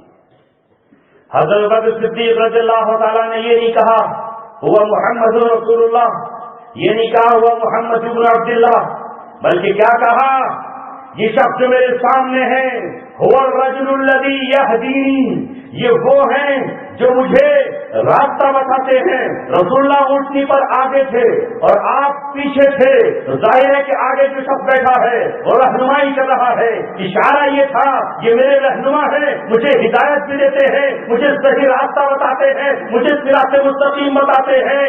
یہ تھا جنگی حکمت عملی. یہ جوش نہیں تھا, یہ گھبراہٹ نہیں تھی, بلکہ یہ بتانا تھا کہ جب اس منزل پر تم کھڑے ہو تو یہ مت کہنا کہ صاحب اگر ایسا کر لوں تو ایمان کمزور ہو جائے گا. ایمان تو یہاں بڑا. ایمان کی علامت یہ ہے کہ مت ڈرو اس سے. ڈرنے کا مطلب نہیں تھا بلکہ رسول اللہ کا ایک ایک عمل سنت بن رہا تھا, امت کے لیے نمونہ بن رہا تھا. رسول اللہ صلی اللہ علیہ وسلم کا ایک ایک قدم اس امت کے لیے رہنمائی کا طرف دے گا, تاکہ کل جب امت کے سامنے حالات آئیں تو آپ کی زندگی کو سامنے رکھ کر اپنا عمل طے کر لے. باطل کا پہلا حربہ یہ ہوتا ہے کہ وہ حق کو بدنام کرے, اس کے خلاف پروپیگنڈا کرے, اس کے خلاف سازشیں کرے, اس کے خلاف میڈیا کا استعمال کرے. پہلا حربہ رسول اللہ کے خلاف یہی استعمال کیا گیا کہ یہ شخص ساحر ہے, یعنی جادوگر ہے. کہیں کہا گیا کہ یہ شاعر ہے, کہیں کہا گیا کہ یہ شخص تو نجومی ہے. لیکن جب شاعروں نے یہ کہہ دیا کہ یہ شاعر کہاں ہے, یہ جس کتاب کو پیش کر رہا ہے اس میں شعر کا کوئی وزن نہیں ہے, ارے ہم شاعر ہیں. جب لبید نے وہ لبید جسے تمام شعراء نے اس کی شاعری پر خانہ کعبہ میں سجدہ کیا تھا, اس کے قدموں میں گر گئے تھے شاعر. لبید نے اسلام قبول کر لیا اور قرآن سن کر اس نے کہا خدا کی قسم یہ کلام شاعری نہیں ہے, یہ شاعر کا کلام نہیں ہے. اور جب وہ مسلمان ہوئے, مسلمان ہونے کے بعد جب ان سے کسی نے یہ کہا اب تم شعر کیوں نہیں کہتے, اب تم شاعری کیوں نہیں کرتے, تو لبید نے کہا ابعد القرآن, کیا قرآن کے بعد بھی شاعری کہنے کی گنجائش ہے؟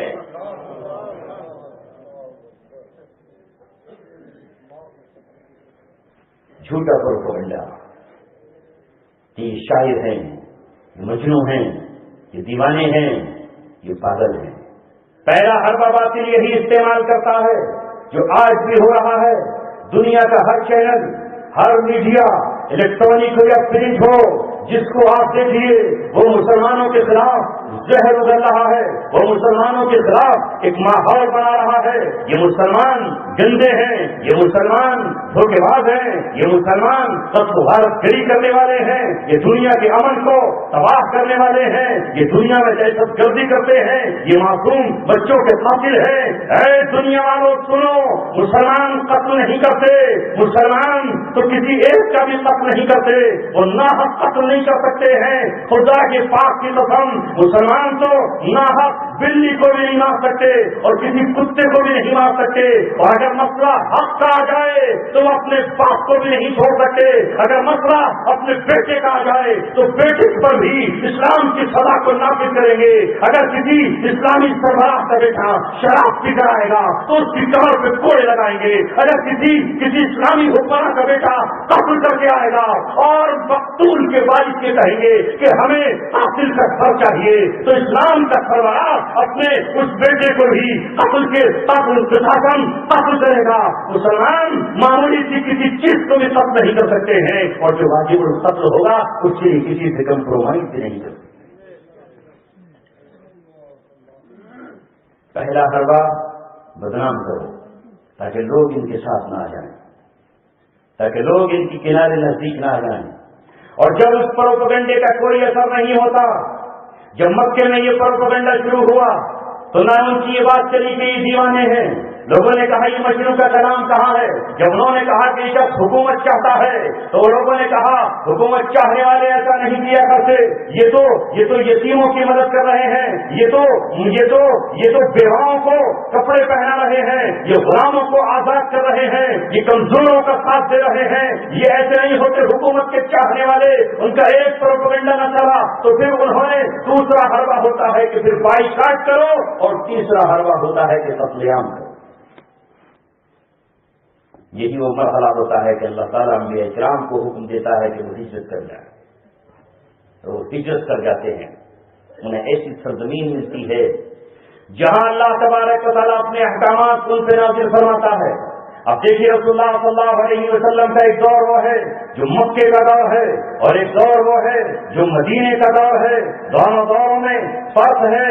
نمونہ نبی پاک صلی اللہ علیہ وسلم کی مکمل زندگی ہمارے لیے ہے. جب آپ مدینہ پہنچتے ہیں اور مدینہ پہنچ کر اہل مکہ اپنی پوری قوت اور طاقت کے ساتھ آتے ہیں, تو ایک تو زندگی کا پہلو وہ ہے کہ آپ نے مکہ میں ہاتھ نہیں اٹھایا, آپ نے مکہ میں کسی کے تھپڑ نہیں مارا, آپ نے کسی کے اوپر تلوار نہیں چلائی، آپ نے کبھی کسی پر حملہ نہیں کیا. کیوں نہیں کیا؟ اس لیے کہ اللہ نے کہا تھا فاعفوا واصفحوا حتی یاتی اللہ بامری، اللہ تعالیٰ کا حکم آنے تک آپ کو معاف کرتے رہنا ہے. واصبر علی ما یقولون، یہ جو کچھ بک رہے ہیں اس پہ صبر کرنا ہے، صبر کے گھونٹ پیتے رہنا ہے. لیکن جب آپ مدینہ پہنچ گئے اور اللہ تبارک و تعالیٰ کا حکم آ گیا اذن للذین یقاتلون بانہم ظلموا وان اللہ علی نصرہم لقدیر. اب مسلمانوں کو اجازت دی جاتی ہے کہ اگر کوئی طاقت ان سے جنگ کرتی ہے اور انہیں لڑائی پہ آمادہ کرتی ہے، ان کے خلاف کھڑی ہو جاتی ہے، تو اب مسلمان بھی اپنی جوہر دکھا دے. ان کے ہاتھوں کے بندھن کھول دیے گئے ہیں، اللہ نے ان کو اجازت دے دی ہے، اب یہ جنگ کر سکتے ہیں، جنگ اصولوں کے ساتھ کر سکتے ہیں. لہٰذا اس آیت کے نازل ہونے کے بعد جب ابو جہل پہنچا ہے تو محمد رسول اللہ صلی اللہ علیہ وسلم نے اپنے 313 صحابہ کو لے کر جنگ کی وہ حکمت عملی اپنائی کہ آج تک ساری دنیا کے کمانڈر حیرت زدہ ہے، حیرت زدہ ہے.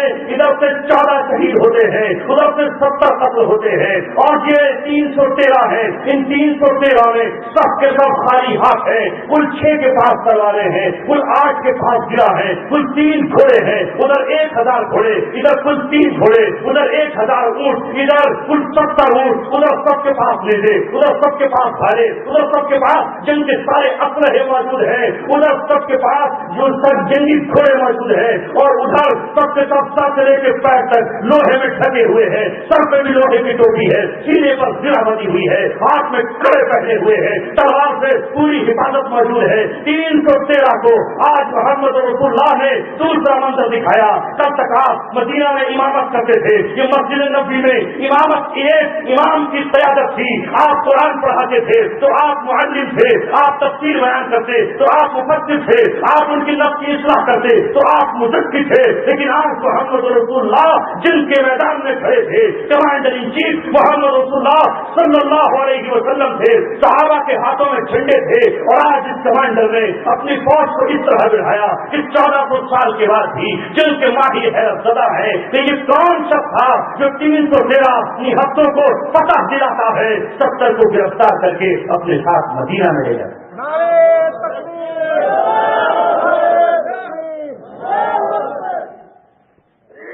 اگر رسول اللہ صلی اللہ علیہ وسلم جنگ نہ کرتے تو پھر تو ہمارے لیے جرنیلوں کے لیے، فوج کے سپہ سالاروں کے لیے نمونہ کون ہوتا؟ وہ کہاں تلاش کرتے؟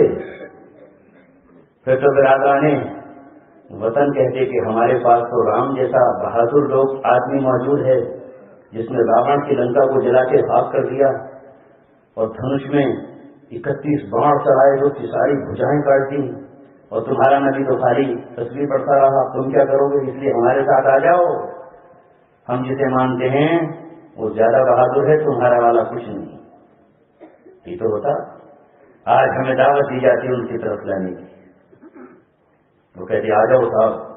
ارجن کی بہادری نہیں دیکھی آپ نے، اور پھر منیوں کا کمال نہیں دیکھا، کیسا دریودھن کی پٹائی لگائی، کیسے کورموں کے چھکے چھڑائے، کس طرح قلعے کو فتح کیا. اگر رسول اللہ پوری زندگی صرف مسجد میں نماز پڑھتے رہتے، تسبیح و تلاوت کرتے رہتے اور دعا کرتے رہتے تو بتاؤ قیامت تک رسول اللہ کے ماننے والوں کے لیے کس کی زندگی نمونہ ہوتی.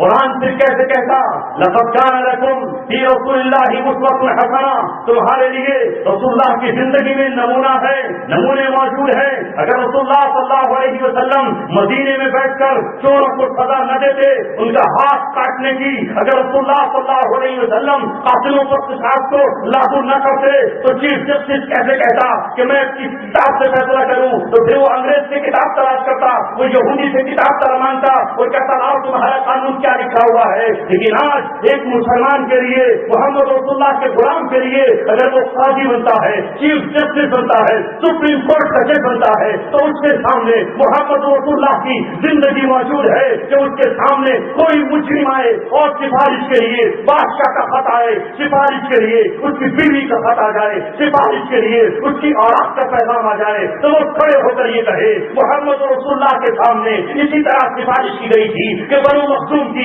فاطمہ کا ہاتھ نہ کاٹا جائے، تو رسول اللہ نے کہا تھا ارے یہ تو بنو مخزوم کی فاطمہ ہے، اگر میری فاطمہ میرے جگر کے ٹکڑے، میرے لہو نے، میرے خون نے، حضرت علی کی بیوی نے، حسن اور حسین کی ماں نے بھی اگر یہ چوری کی ہوتی لقطعت یدہا، تو محمد اس کا بھی ہاتھ کاٹ کے چل گئے۔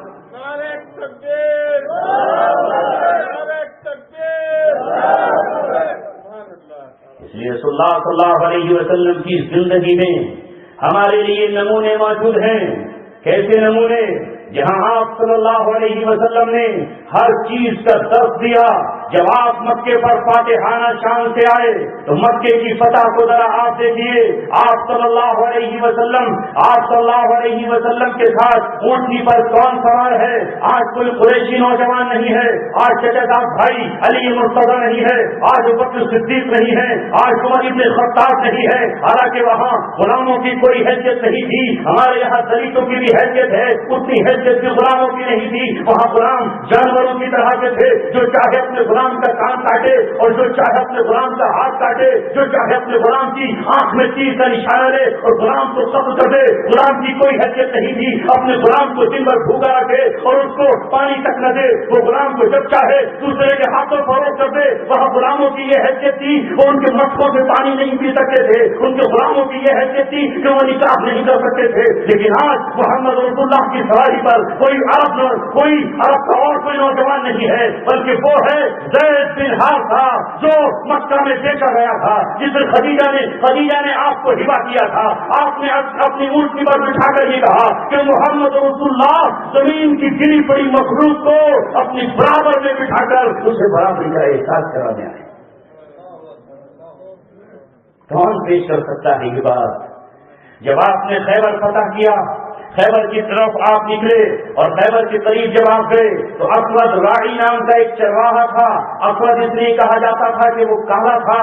اس نے دیکھا کہ یہ لوگ کہاں سے آئے ہوئے ہیں، یہ کیا کر رہے ہیں؟ وہ یہودیوں کی بکریاں چلا رہا تھا۔ اس نے محمد رسول اللہ صلی اللہ علیہ وسلم سے کہا کہ آپ کس بات کی دعوت دیتے ہیں؟ تو آپ نے کہا کہ میں اسلام کی دعوت دیتا ہوں۔ اس نے کہا اسلام کیا ہے؟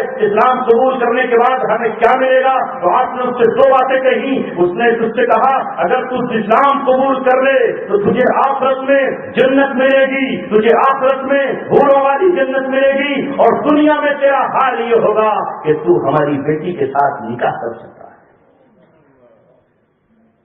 اس کے کانوں نے جب یہ بات سنی تو رو دیا۔ اس نے کہا کیا نکاح؟ میں آپ کے برابر بیٹھ سکتا ہوں؟ کیا میں آپ کے ساتھ بیٹھ کے کھانا کھا سکتا ہوں؟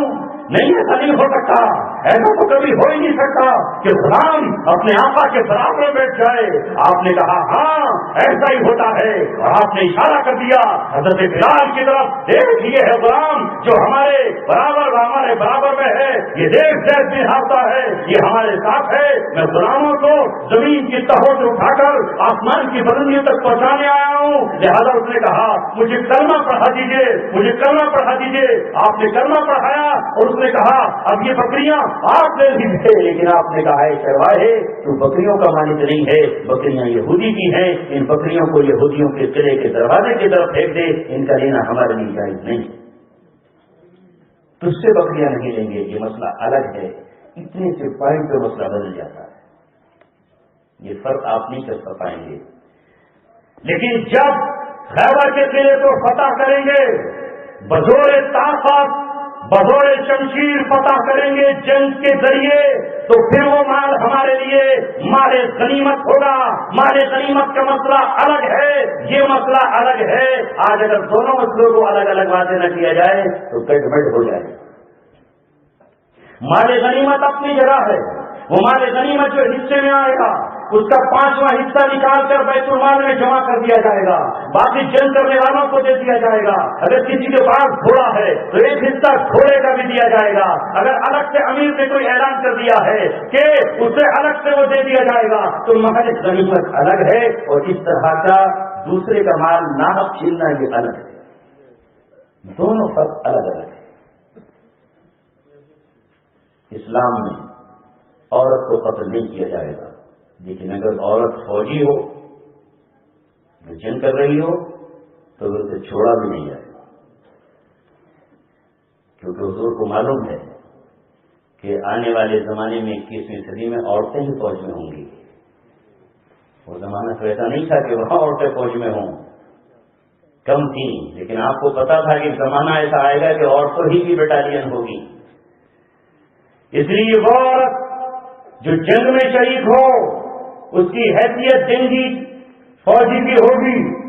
جو مرد کے ساتھ ہوگا وہی اس کے ساتھ ہوگا. یہ بوڑھوں کو قتل نہیں کیا جائے گا، لیکن وہ بوڑھا جو مشورے دے رہا ہو، جو کھوسٹ پلان بنا رہا ہو، جو جنگ کی قیادت کر رہا ہو، اس کا حکم وہی ہوگا.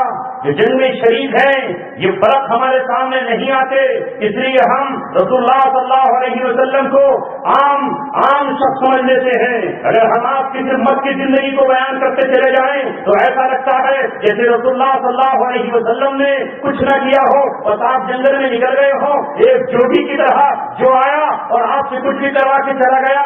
جو آیا آپ نے اس کے ساتھ وہی معاملہ کیا. طائف کا ایک مرحلہ تو وہ ہے جس میں آپ پر پتھر رکھائے گئے، آپ کے پیر خون سے آلود ہو گئے، لیکن یہ حکم اس وقت کا ہے جب آپ کو مقابلے کی اجازت نہ تھی، جب آپ کو لڑنے کی اجازت ہی نہیں ملی تھی. لیکن ایک مرحلہ وہ ہے فتح مکہ کے بعد رسول اللہ صلی اللہ علیہ وسلم نے اپنے صحابہ کو لے کر طائف کا رخ کیا اور تقریباً 1 مہینے تک طائف کے قلعوں کو گھیر لیا اور چاروں طرف سے آپ صلی اللہ علیہ وسلم نے اپنی فوج وہاں لگا دی. وہ حکم یہ تھا کہ وہاں جب آپ گئے تھے پیغام دعوت لے کر تو آپ پر پتھر برسائے جا رہے تھے، اور آج آپ محمد رسول اللہ گئے ہیں ایک کمانڈر ان چیف کی حیثیت سے، آپ گئے ہیں آپ اپوزٹ جنرل کی حیثیت سے، آج آپ گئے ہیں سپہ سالار کی حیثیت سے. تو رسول اللہ صلی اللہ علیہ وسلم نے کہا اگر یہ قلعے سے نیچے اتر کر نہیں آتے تو پھر منجنیق لگا دی جائیں، قلعے کی دیواریں ڈھا دی جائیں. جب قلعے کی دیواروں پر منجنیق لگائی گئی اور ایک دن حضرت علی نے اور زبیر بن عوام نے کہا آج یا تو ہم نہیں یا قلعے کے اندر داخل ہو کر رہیں گے، تو اہل طائف نیچے اتر آئے اور ہاتھ باندھ کر کھڑے ہو گئے کہ اللہ کے رسول ہم آپ کے ہاتھ سے سرنڈر کریں.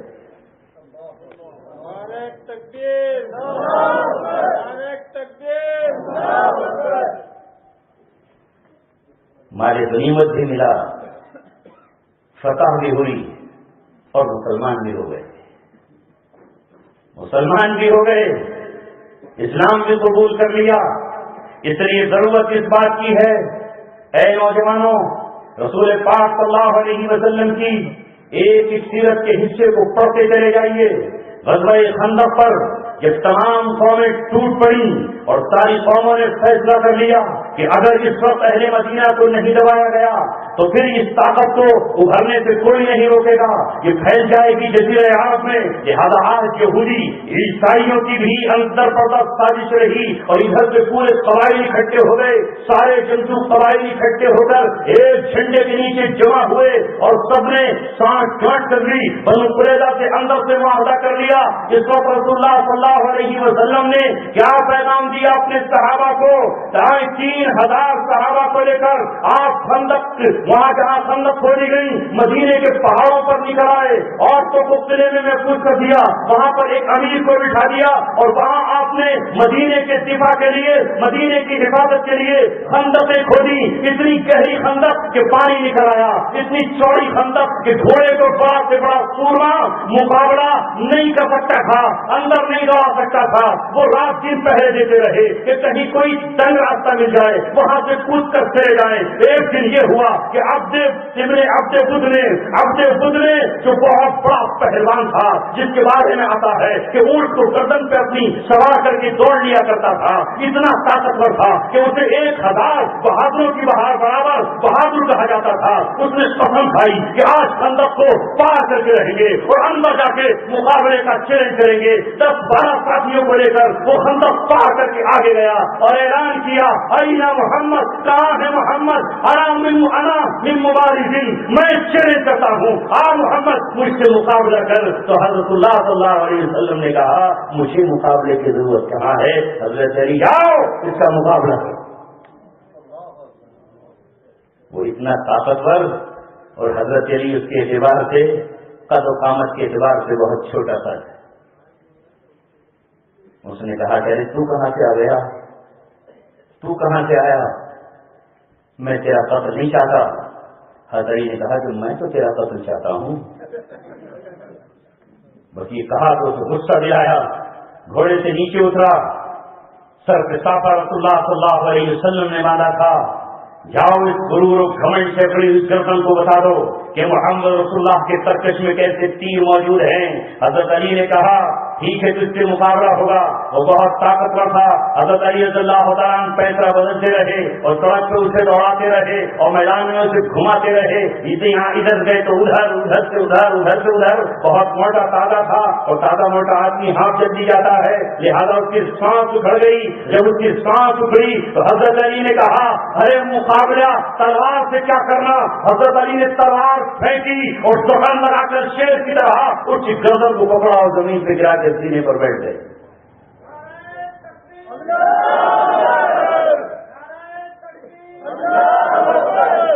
اور وہ بڑا نالائق تھا, گھٹیا گھٹیا ہی ہوتا ہے, کمینہ کمینہ ہی ہوا کرتا ہے. اس نے حضرت علی کے چہرے پہ تھوک دیا.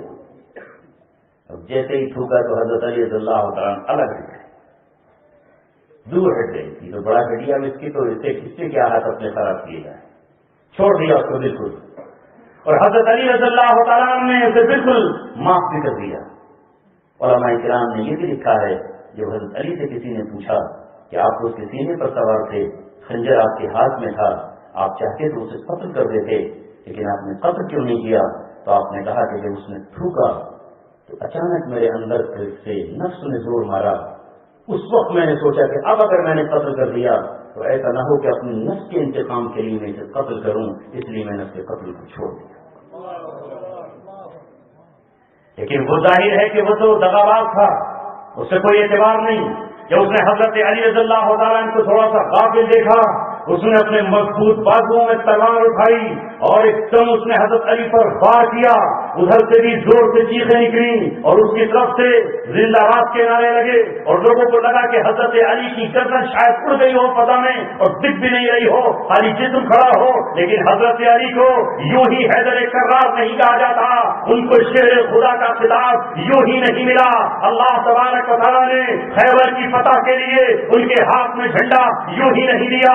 حضرت علی آخر حضرت علی ہے, وہ یوں ہی بستر پر نبی پاک صلی اللہ علیہ وسلم کے نہیں لیٹے, خوف کبھی ان کے قریب نہیں آیا. انہوں نے فیصلہ بدلا, اس کی تلوار سب سے اوپر نکل گئی اور حضرت علی ثابت کھڑے ہوئے تھے. لیکن اب حضرت علی نے کہا کہ چونکہ میں نے تو معاف کر دیا تھا, اس نے دھوکے سے وار کیا ہے. حضرت علی نے اپنی تلوار نکالی, اس زور سے اوپر لگائی کہ اس کی کھوپڑی اظہر الدین کی گیند کی طرح, بلے کی طرح باؤنڈری سے باہر.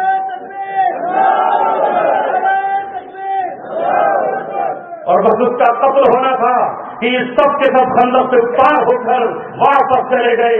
اس کے بعد کوئی نہیں آیا. ایک دن صرف انہوں نے ارادہ کیا کہ آج خندق سے پار کر کے چلے جائیں گے. تو آج رسول اللہ نے خود پہریداری شروع کر دی. کبھی آپ یہاں ہیں, کبھی وہاں ہیں, کبھی ادھر ہیں, کبھی ادھر ہیں. سیرت کی کتابوں میں لکھا ہے محمد رسول اللہ صلی اللہ علیہ وسلم کی جان بوجھ کر قصدن آمدن کبھی کوئی نماز پتہ نہیں ہوئی. ایک نماز وہ ہوئی ہے جو بھول سے ہوئی, جو تبوک کی بکریوں کے پاس آپ سو گئے تھے اور حضرت بلال بھی سو گئے تھے. وہ تو اس لیے ہوئی تھی کہ آپ کی نماز قضا کرانی تھی تاکہ آپ کو کوئی امتی سو جائے اور قربان صاحب کی اذان پہ بھی نہ اٹھے تو اللہ تبارک و تعالیٰ اسے معاف کر دے کہ نبی بھی سو کر رہ گئے تھے, بلال بھی سو گئے تھے, بعد میں قضا کر لے. اگر تو نہ سو گیا تو وہ بھی سو جاتے ہیں. لیکن یہاں تو رسول اللہ نے آج مدینے کی پہریداری پر اس طرح سے پہرا دیا, اس طرح صحابہ کو چاقو چاول رکھا کہ ظہر کی نماز قضا ہوئی, عصر کی نماز آپ نے چھوڑی, مغرب کی نماز آپ نے قضا کر دی, عشاء کی نماز آپ نے قضا کر دی, اور 4 نمازیں قضا کرنے کے بعد اب آپ نے ان کے لیے بس دعا کی اور کہا اللہ ان کے گھروں کو آگ سے بھر دے. انہوں نے تیرے نبی کو تیری ملاقات سے روک دیا, مجھے نماز سے روک دیا. دعا قبول ہوئی اور اللہ تبارک و تعالیٰ نے ہواؤں کے جھونکے بھیجے, سخت آندیاں بھیجی, سخت طوفان بھیجا, ان کے خیمے اکھڑ گئے. ان کی ہانڈیاں پلٹ گئی، ان کے اونٹ بھڑک گئے، ان کے گھوڑے بھاگ گئے، اور ابو سفیان اپنے لشکر کو لے کر جب بھاگا تو محمد رسول اللہ نے اعلان کیا الم نفذوہم ولا یفذوننا، آج کے بعد کفر کی کوئی طاقت ہم پہ حملہ آور نہیں ہوگی، اب انشاءاللہ ہم چلیں گے گھوڑوں پر اپنے لگامیں کھینچتے ہوئے، ایران ہمارے صحابہ فتح کریں گے، روم کو ہم فتح کریں گے، کسرا کو ہم فتح کریں گے، قیصر کو ہم فتح کریں گے، اور میرے صحابہ جائیں گے جو لیبیا کو فتح کریں گے، جو یمن کو فتح کریں گے، جو نائجیریا کو فتح کریں گے، اب وہ ہم پر چڑھ کر نہیں آئیں گے، اب ہم جائیں گے دنیا بھر اقدام کر کے۔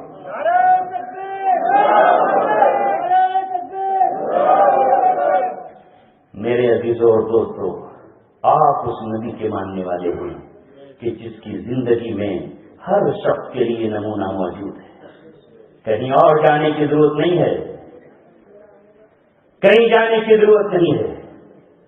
وہ دنیا کے اور لوگ ہوں گے جو ناقص ہیں، ادھورے ہیں، کامل زندگی میرے محبوب اور آپ کے محبوب کی ہے، محمد رسول اللہ کی ہے۔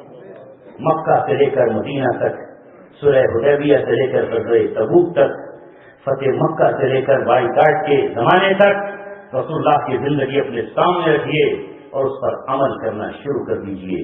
یہ جہاں آپ کا ہے، آسماں آپ کا ہے، کہ محمد سے وفا تو نے تو ہم تیرے ہیں، یہ جہاں چیز ہے کیا لوح و قلم تیرے۔ لوح و قلم کا مطلب تختی اور قلم اللہ آپ کو دے دے گا اور لکھ لو اپنی تقدیر۔ نگاہیں مرد مومن سے بدل جاتی ہیں تقدیریں، جو عزم سفر پیدا تو کٹ جاتی ہیں زنجیریں۔ اللہ کے رسول نے فرمایا میری امت میں ایسے لوگ موجود ہیں لو اقسم باللہ لأبرہ، اگر وہ اللہ تبارک و تعالیٰ کے نام کی قسم کھا لیں گے تو اللہ تبارک و تعالیٰ ان کی قسم کو پورا کر کے رہے گا، چاہے نظام کائنات میں تبدیلی ہی کیوں نہ کرنی پڑے۔ لہذا ہم رسول اللہ صلی اللہ علیہ وسلم کے وہ امتی بننے کی کوشش کریں کہ اگر اللہ کو ہم سے اتنا پیار ہو کہ اگر ہم کسی چیز کی قسم کھا لیں اور کوئی اعلان کر دیں تو اللہ تبارک و تعالیٰ ہماری اس قسم کو پورا کر دے۔ اللہ مجھے بھی قبول فرمائے، آپ کو قبول فرمائے، آپ کے جذبوں کو قبول فرمائے۔ وآخر دعوانا ان الحمد للہ رب العالمین۔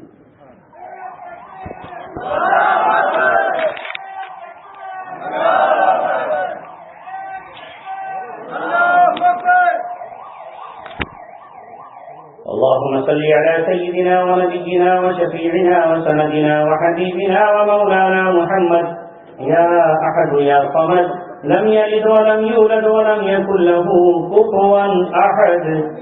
اے اللہ ہمارے گناہوں کو معاف فرما، اے مولا ہماری خطاؤں کو معاف فرما۔ تیرے دیوانوں تیرے مستانوں نے تیری بڑائی کا اعلان کیا ہے، تیری کبریائی کا اعلان کیا ہے، اور یہ اعلان کیا ہے کہ ہم تجھے ہی بڑا جانتے ہیں، اور حقیقت بھی یہی ہے کہ دنیا نے جب جب بھی آزمایا ہے ہم نے تیرے سوا ہر طاقت کو چھوڑا جانا ہے۔ اے مولا جب ہم تجھے بڑا جانتے ہیں تو رب کریم ہمارے اس محبت کی لاج رکھ لے اور ہمیں عزتیں عطا فرما۔ اے اللہ ہمیں عزتیں عطا فرما، عظمتیں عطا فرما، پوری روئے زمین پر مولا کریم حق کو غالب نصیب فرما۔ اے رب کریم ساری انسانیت آج کھسک رہی ہے، اے مولا اس انسانیت کو گمراہی اور جہالت کے دلدل سے نکالنے کے لیے ہمیں منتخب فرما، ہماری زبان کو منتخب فرما، ہمارے دل و دماغ کا انتخاب فرما، ہماری زبان قرآن کی تلاوت کے لیے قبول فرما، ہمارا دل اسلام کے لیے دھڑکنے کے لیے قبول فرما۔ اے مولا ہم غریبوں کی مدد کرنے والے بن جائیں، یتیموں کے سر پہ ہاتھ رکھیں اور کمزوروں کا سہارا بن جائیں۔ اے مولا ہم تیرا اعلان چاروں کے عالم میں کرتے رہیں، تیرے نغمے گنگناتے رہیں، تیرے رسول کی نعتیں ساری دنیا کو سناتے رہیں۔ اے رب ہمیں اس کی توفیق عطا فرما کہ ہم تیرے دیے ہوئے خزانوں کو ساری دنیا پر لٹاتے رہیں۔ اے مولا آج کے اجلاس کو قبول فرما۔ یہ مجمع تیری محبت میں آیا ہے، علماء سے محبت، اے اللہ تیری وجہ سے محبت ہے، ورنہ علماء کے پاس کیا ہے؟ نہ حکومت سے کوئی عہدہ ہے، نہ حکومت کی کوئی گاڑی ہے، نہ ان کے پاس کوئی دینے کے لیے کچھ ہے۔ اے مولا کریم یہ ننگے بدن ہیں، یہ خالی ہاتھ ہیں، یہ ٹوٹے ہوئے چکروں کے ساتھ ہیں، لیکن اس امت کی محبت اگر مسجد کے اماموں سے ہے، مسجدوں کے مؤذنوں سے ہے، یا مسجد کی میناروں سے ہے، یا ہم جیسے کمزوروں سے ہے، تو یہ صرف تیری بنیاد پر ہے۔ اے مولا تو اپنی محبت کا صلہ اس جہاں میں بھی عطا فرما اور آخرت میں بھی نصیب فرما۔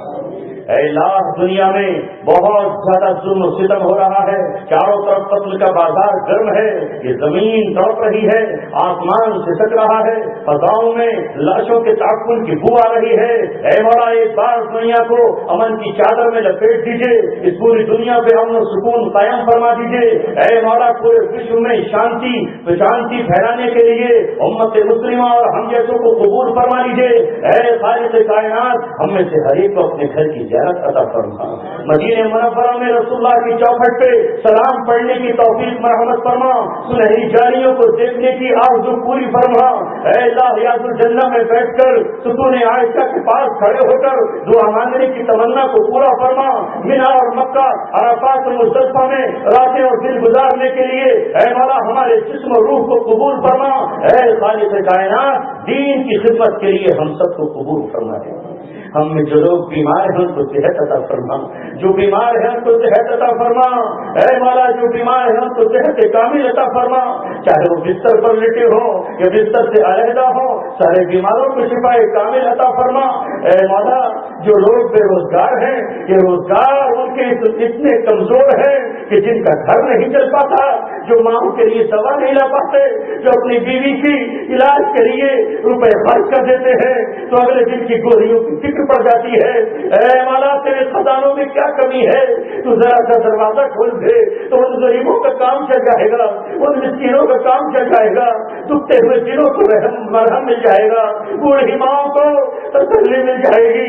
اے مولا آج ایک بیٹا اپنی ماں پہ اس لیے اونچی آواز سے بول دیتا ہے کہ ماں کی خواہشات، ماں کی آرزوئیں، ماں کی دوائیں، ماں کی تمنائیں، ماں کو کھانے والی چیزیں وہ بڑھاپے میں نہیں دے سکتا۔